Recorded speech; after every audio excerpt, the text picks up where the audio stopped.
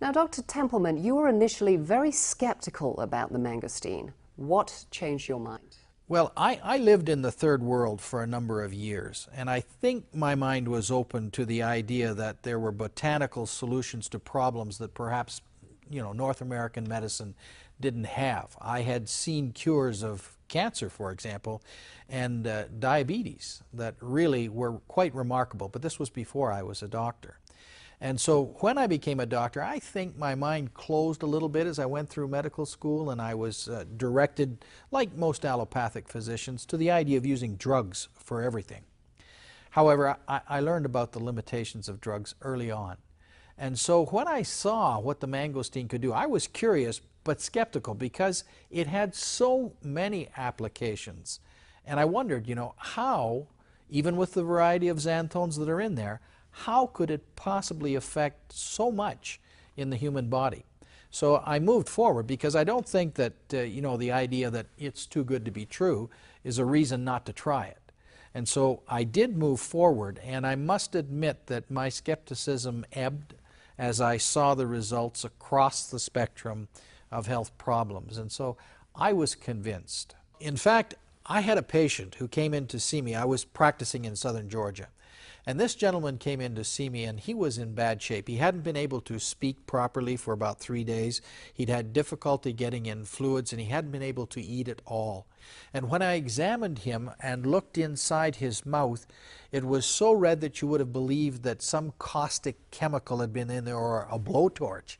And I examined him, but I could not figure out what was wrong with him. I called my partner in, who examined him with me, and had no other ideas than I had. I then sent him post-haste to a hospital to see a specialist, an ear, nose, and throat specialist, who, using fiber optic tools, was able to look down his trachea, his breathing tube, and his esophagus, his swallowing tube, and called me and told me that that inflammation I could see in his mouth continued down as far as he was able to see with his fiber optic tools. So we did not know what was going on.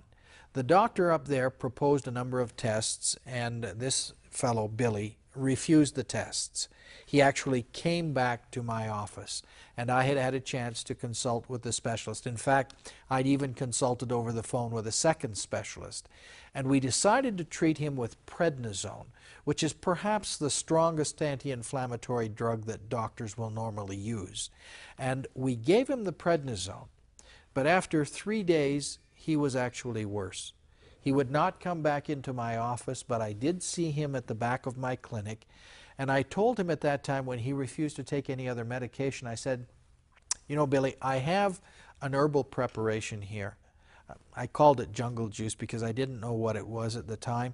But I gave it to him, and I said, swish it around in your mouth 3 times a day, hold it, and then swallow, because it has been shown to have anti-inflammatory properties.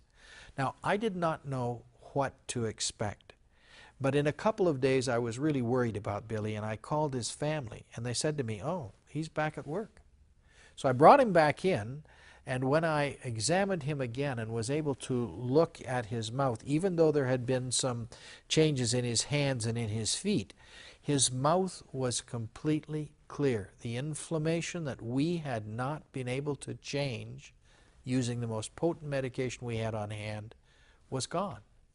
And I thought, that's a pretty good example of nature outstripping science. Dr. Templeman, that was just a remarkable account.